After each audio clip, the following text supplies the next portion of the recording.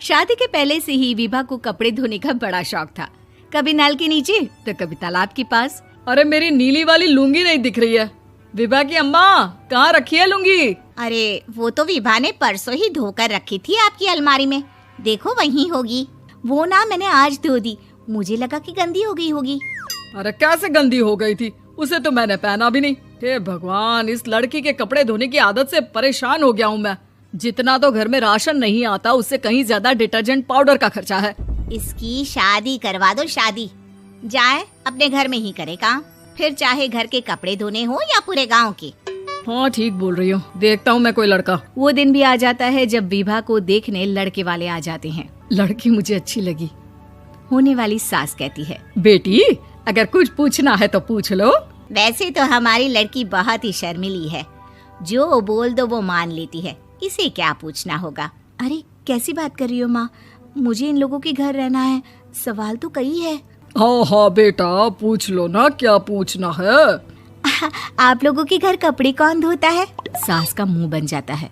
देखो, अगर तुम ये कहना चाहती हो कि तुम्हें कपड़े धोने नहीं आते तो सुन लो, कपड़े मैं ही धोती हूँ, लेकिन तुम्हारे आ जाने के बाद मैं रुमाल तक नहीं धोऊंगी। अरे चुप रहना भाग्यवान, बहू बेचारी घर आई नहीं, उसे डराना शुरू कर दिया। वो क्या है ना बिटिया, अभी तक तो ये कल्लू की माँ ही धोती थी, लेकिन अब तुम्हारे पापा तो दहेज में वॉशिंग मशीन देंगे ही। तभी विभा की माँ बोल पड़ती है, सवाल भी पूछा तो क्या। वैसे भाई साहब, मशीन की तो फिर भी कपड़े धोने की कैपेसिटी होती है, मतलब जो बिटिया दे रहे हैं ना विभा, इसे कपड़े धोने का बहुत शौक है। ये आप लोगों के क्या, आस पड़ोस गांव मोहल्ले सबके कपड़े धो दे और उफ तक ना करे।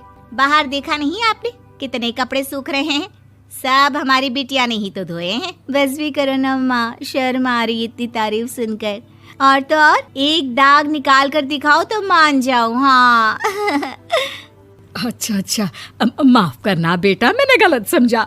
हमें तो रिश्ता बहुत पसंद है। और ऐसे जुड़ जाता है रिश्ता कपड़े धोने का शौक रखने वाली विभा का। उसकी शादी हो जाती है कोयला फैक्ट्री में काम करने वाले कल्लू के साथ। शादी के बाद अचानक विभा चिल्लाती हुई सास के पास आती है। सासू माँ, अरे सासू माँ कहाँ है आप?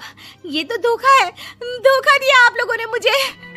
इसे ससुर के चक्कर के बारे में पता चल गया। अरे तो उसमें तुझे क्यों धोखा मिला है? अरे नल में पानी नहीं आता, कपड़े कैसे कब धुलेंगे? अच्छा अच्छा, तू पानी नहीं आ रहा उसकी बात कर रही है। तो आपने क्या सोचा? कुछ नहीं। अच्छा हाँ, तेरी माँ ने कहा था कि कपड़े धोने का शौक है तुझे, याद आया मुझे। शौक शौक बोलकर कपड़े धोने वाले मेरे जुनून को कम ना आके सासू माँ, कपड़ा धोना मेरा गुरूर है। तभी पति भी वहाँ आ जाता है। अभी अभी मैंने इसे सनी देओल की फिल्म दिखाई है, उसी के डायलॉग मार रही है माँ। अच्छा सुन, साफ साफ बता रही हूँ, पानी सुबह 4 से 6 और शाम को 10 से 12 आता है, समझी? विभा टाइमिंग सुनकर हैरान हो जाती है। ये क्या भूतों का मोहल्ला है? सुबह 4 बजे उठकर कौन कपड़े धोता है? 4 बजे टंकी में पानी जाता है, फिर सारा दिन धोना ना, किसने मना किया? अरे कैसी बात कर रही हैं? 200 लीटर की टंकी में कितने कपड़े धो लूंगी मैं, सुबह ही उठ जाऊंगी मैं। अब क्या था, विभा सुबह 4 से लेकर रात के 12 बजे तक कपड़े ही धोती रहती। एक रोज सास पड़ोस से निकलकर कहीं जा रही होती है कि साथ वाली कहती है, हाँ कल्लू की माँ, जरा ये बताओ कि 2 साड़ी है, 2 ब्लाउज और एक पेटीकोट और एक नाड़े वाला लंबा कच्छा। हाँ तो? अरे तो क्या, कितना लोगी धुलाई ये बताओ। धोबन दिख रहे हैं हम क्या? हमारे पति सरकारी नौकरी से अभी अभी रिटायर हुए हैं और बेटा सुपरवाइजर है कोयला फैक्ट्री में। धोबन समझ रखा है हमें।